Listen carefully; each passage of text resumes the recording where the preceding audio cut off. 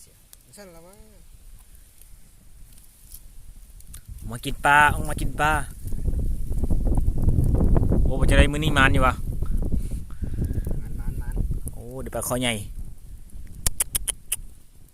ปูขี้เล็กตึกเอาอยู่น้องนี่ตัวใหญ่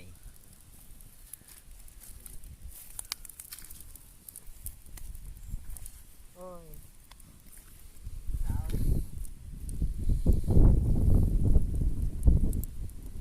เราไปทวนทันหรือเปล่าก็ดีเนี่ยมันกินกับปูโซ่ก่อนนะ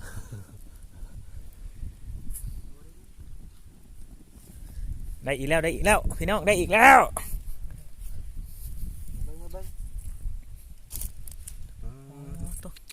ตัวบักใหญ่กระเดิบวันนี้เราจะมาเบิ่งวิธีการตึกแหเนาะวิธีการตึกแหของคนลาวเขาว่าสิคือกับต่างประเทศบ่ลองเบิ่งสีมันบ่พี่น้องจะปลาคอใหญ่ขึ้นแบบ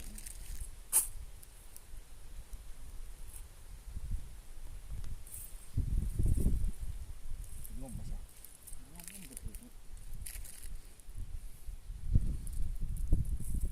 ถึกแม่สำแขนเนาะขึ้นบ่จะบันเลยวันไหนไปพี่น้องไปรุ่นนำกันสิได้บ่รุ่นนำกัน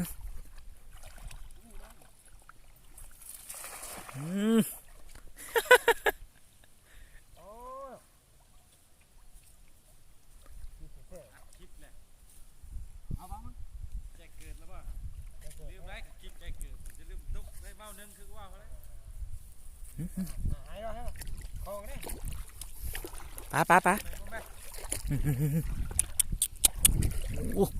โตคือสิไงโอ้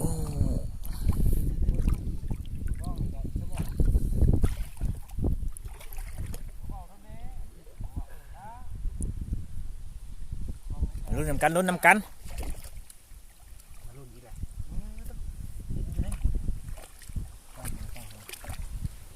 ก็เดินแห้งโอ้ได้ตัวหนึ่ง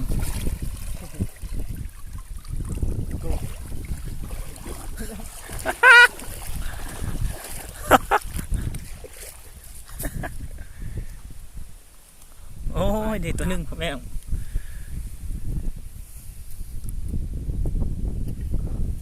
บ่พลาด